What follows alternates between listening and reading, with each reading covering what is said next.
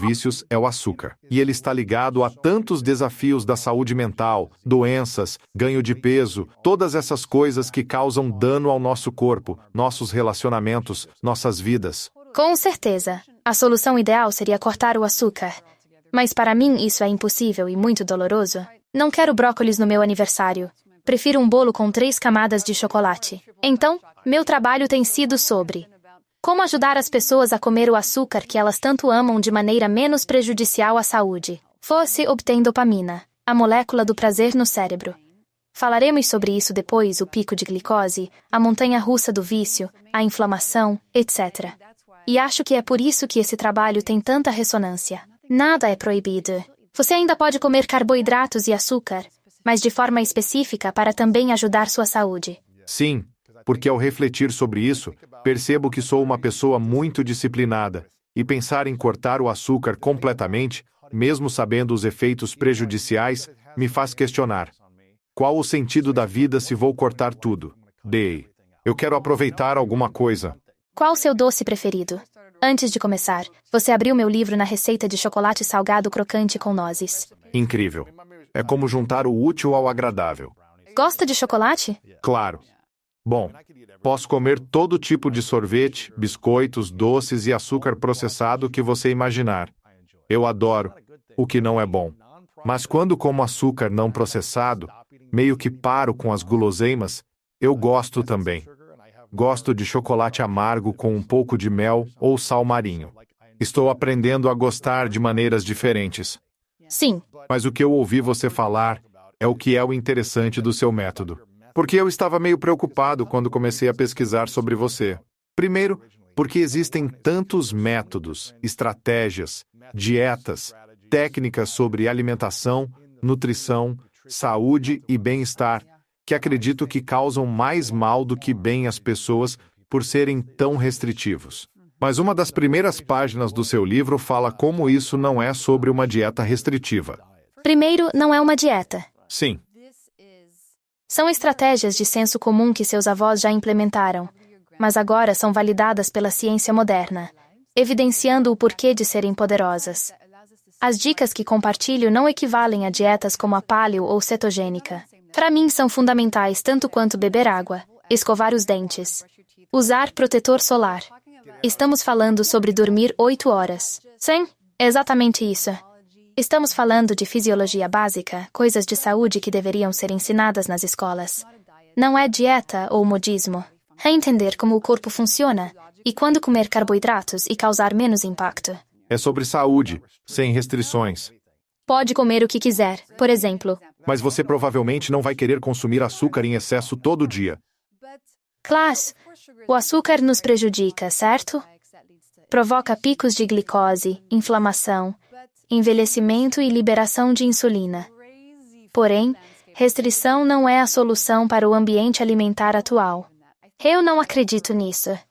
Acho que você pode tentar isso por uma semana dizendo: este ano não vou comer açúcar. Mas não funciona.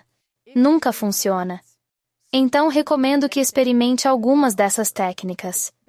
Se quer comer açúcar, um biscoito, um doce ou algo assim, o melhor momento para extrair o máximo prazer e minimizar impactos no corpo é após uma refeição, como sobremesa. Evite consumir em jejum ou pela manhã. Sério? Sim, o café da manhã deve ser salgado. Nada de doce. Sério? Sim. Os doces com chocolate por dentro ou um bolinho de manhã? Deixe para a sobremesa após o almoço. Comer isso pela manhã faz com que o açúcar e os carboidratos se convertam rapidamente em glicose na corrente sanguínea, causando pico glicêmico. Cerca de 90 minutos depois, Lewis, seus níveis de açúcar vão cair, causando uma queda brusca. Que agora são 10 horas, 11 horas da manhã. E de repente você sente mais vontade de comidas doces. Você está tipo: eu preciso de um biscoito, eu preciso de chocolate, eu preciso de um doce. Preciso disso. E depois vem outro pico. Então você passa o dia numa montanha-russa, se sentindo viciado em açúcar. Quando se enfrenta uma queda de glicose após um pico, o centro de desejos no cérebro ativa e diz: Lewis, coma um biscoito. Você quer evitar isso, porque depois não vai conseguir lutar contra isso no seu cérebro. Sim, Esse centro é muito poderoso e está ligado a respostas que temos para baixo nível de açúcar no sangue. Por isso você quer evitar que isso aconteça. E a maneira de fazer isso é consumir açúcar após uma refeição. Como sobremesa, nunca com o estômago vazio, nunca como um lanchinho, nunca no café da manhã. Nossa, nunca como um lanche. E preferencialmente comer algo antes de consumir o açúcar. Exatamente. Se precisar de algo doce, tenho uma dica. Combine com carboidratos. O que isso significa? Primeiro, carboidratos são alimentos em duas categorias. Amidos. Pão, massa, arroz, batatas, aveia, açúcares. Elementos doces de bananas a bolos de chocolate. São carboidratos. Consumidos isoladamente, um pedaço de bolo ou massa viram glicose rapidamente, aumentando muito a glicose sanguínea. Para evitar picos de glicose, combine carboidratos com proteínas, gorduras ou fibras. Você pode escolher comer antes ou junto com eles. Um pedaço de bolo, mais algo mais. Sim. Gordura. Só adicione um pouco de iogurte grego no bolo de chocolate ou na tigela de macarrão, com frango, queijo ou espinafre. Combine com seus carboidratos. Não puro. Nunca consuma carboidratos puros. Isso evita picos grandes de glicose. Comendo eles com algo, a digestão acontece mais lentamente, permitindo desfrutar do amado carboidrato com menor impacto na glicemia. E essa é apenas uma das muitas táticas diferentes que eu tenho, que nos ajudam a comer o que amamos com menos consequências na nossa saúde física e mental. Isso é importante. Então, ter picos de glicose diariamente, e quanto mais acumulamos eles com o tempo, isso nos faz viver menos. Sim. Não nos permite viver mais. Isso, na verdade, acelera nosso envelhecimento através da glicação. O que é glicação? Então, a glicação e a glicose meio que são parecidas. Elas são semelhantes. E é por isso que, antes de tudo, antes de falarmos sobre glicação, eu preciso explicar algo para você. Sabe quando você coloca um frango no forno e ele passa de rosa para cozido e depois para marrom?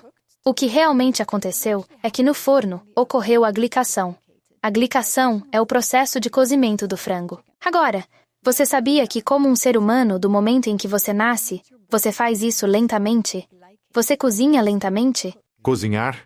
Sim, igual um frango no forno. E quando você está totalmente cozido, você morre. Eu sei que parece loucura, mas é verdade. Por dentro, você está realmente escurecendo. Se você olhar a cartilagem de um bebê, ela é branca. Se você olhar a cartilagem de alguém com 100 anos, é marrom. Está glicada. Glicação é cozinhar e é envelhecer. Agora, por que estou te contando isso? Porque toda vez que você tem um pico de glicose, isso acelera a glicação. A glicose causa isso. Cozinhar causa isso. A glicação causa esse envelhecimento. Então, quanto mais picos de glicose você tem, mais rápido você envelhece. E isso aparece na sua pele como rugas. Eu, na verdade, tenho 85 anos. Mas você não pode dizer que eu não tenho picos de glicose. E isso também envelhece seus órgãos internamente. Essa é apenas uma das várias coisas que acontecem quando você tem muitos picos de glicose ao longo do tempo. Nossa, quantos picos de glicose seria o ideal para ter no dia a dia? Tipo, qual é a quantidade ótima de picos que deveríamos ter? Eu diria que o mínimo possível. Além de não comer, como evitar um pico de glicose? Evitando comer carboidratos em excesso, sobretudo no café da manhã, e alimentos processados. Não quero que as pessoas fiquem obcecadas em manter a glicose perfeitamente estável, pois isso pode ser não saudável. Eu só quero que as pessoas pensem: você tem sintomas de picos glicêmicos? Desejo por açúcar? Cansaço diurno? Você tem confusão mental, lentidão cognitiva ou não dorme bem? Tem inflamação na pele, como acne, psoríase, eczema? Todos esses são sinais de picos de glicose. Se você nunca pode sair de casa sem uma guloseima, porque sabe que vai estar com fome a cada 2 horas, isso é causado por conta dos picos de glicose. E então, à medida que implementamos essas dicas, você pode realmente verificar consigo mesmo e ver se esses sintomas estão melhorando. Você não precisa usar um monitor de glicose. Você não precisa rastrear seus níveis de glicose para ver os picos ou a falta deles. Você vai rapidamente se sentir melhor, porque seus níveis de glicose respondem em questão de minutos ao que você come e ao que você faz. Então, eu recomendo que as pessoas aprendam a se observar e ver como se sentem. Qual é a quantidade de alimentação correta por dia para gerenciar bem a glicose no sangue? Você faz jejum intermitente? É mais ou menos. Tem estado muito na moda recentemente.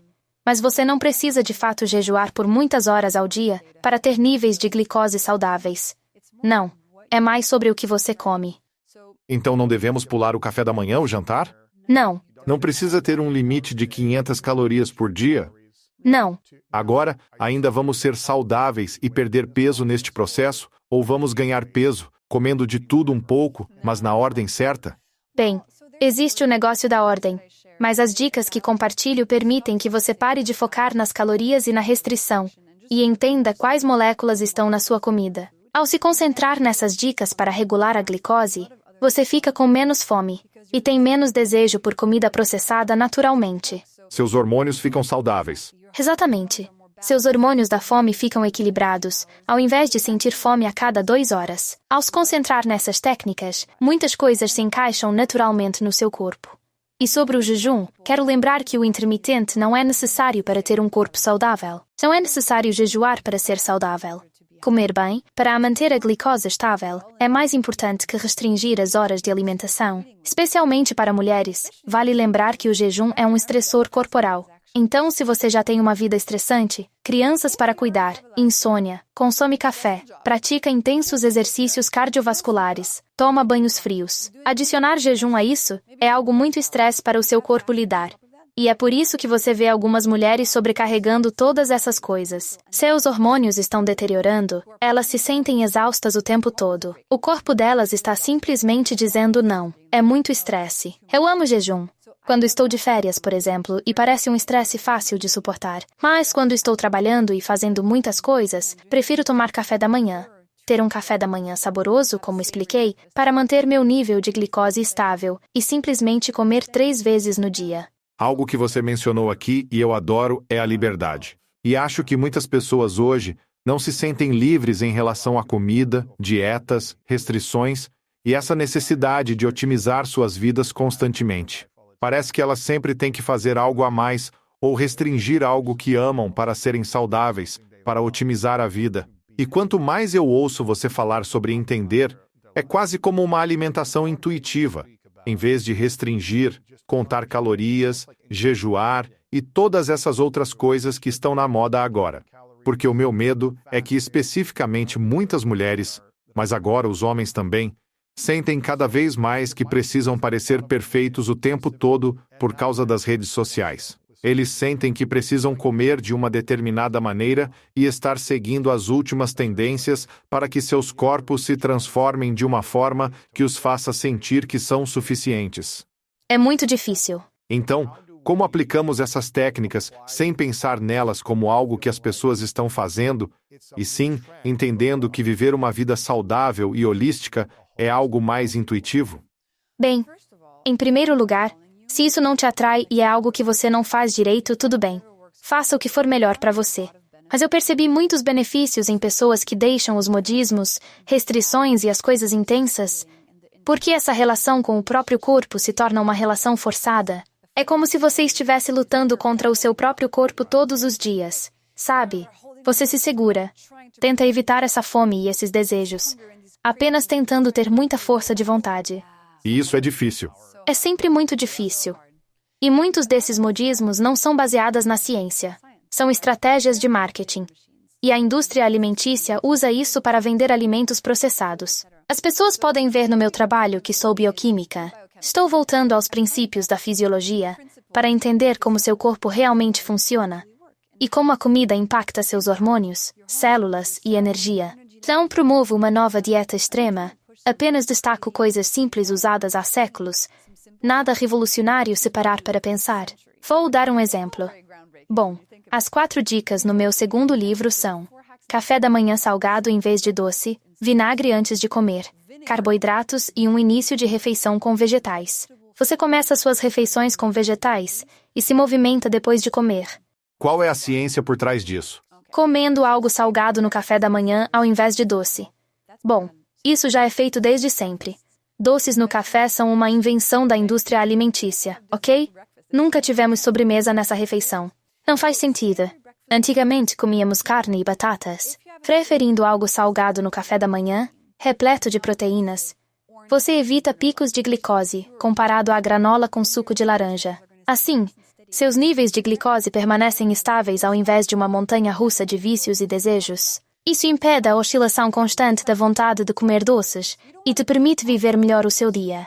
Do contrário, você não conseguiria usar sua energia, paixão e talentos para se expressar no mundo. Porque você estaria sendo controlado por essa montanha-russa de desejos caso comece o dia com um café da manhã doce.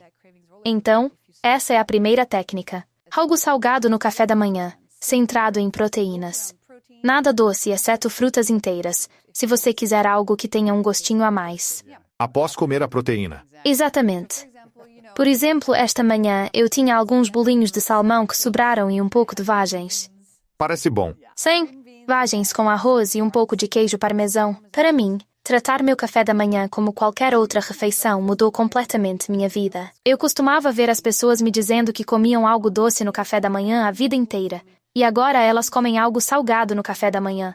Elas dizem, é como se eu tivesse atravessado um espelho, sabe? Igual nos filmes, como a Alice no País das Maravilhas, caminhando para esse universo paralelo. É assim que você se sente. Porque de repente, você está no controle, com energia, se sentindo bem. Interessante. Isso é um café da manhã. Sim. Certo. A segunda técnica que adoro comentar é sobre o vinagre. Todo mundo tem na cozinha. Mas ninguém usa. Exato. Ninguém gosta. Sim, mas é um ingrediente que faz parte da nossa cultura há séculos. Em alguns países, é muito conhecido por ser algo bom e saudável para você. No Irã, por exemplo, eles consomem vinagre de maçã todos os dias. É uma bebida saudável. Mas só recentemente entendemos por que é bom para nós. Qual a ciência por trás disso? O vinagre contém ácido acético, que ao ser consumido antes das refeições, desacelera a quebra dos carboidratos em glicose. Então, ele atua sobre enzimas no seu estômago e retarda o quão rapidamente o alimento que você acabou de comer vai ser transformado em moléculas individuais de glicose e depois entrar na sua corrente sanguínea. Então, a segunda dica é: coloque uma colher de sopa de vinagre em um copo grande de água antes de uma refeição que contenha carboidratos. O que acontece com seres humanos é que cada pensamento tem uma frequência, cada pensamento produz um produto químico. Portanto, se você continuar obcecado com a falta de dinheiro, falta de tempo, falta de energia, falta, e esses pensamentos... Eu não tenho isso, eu preciso disso,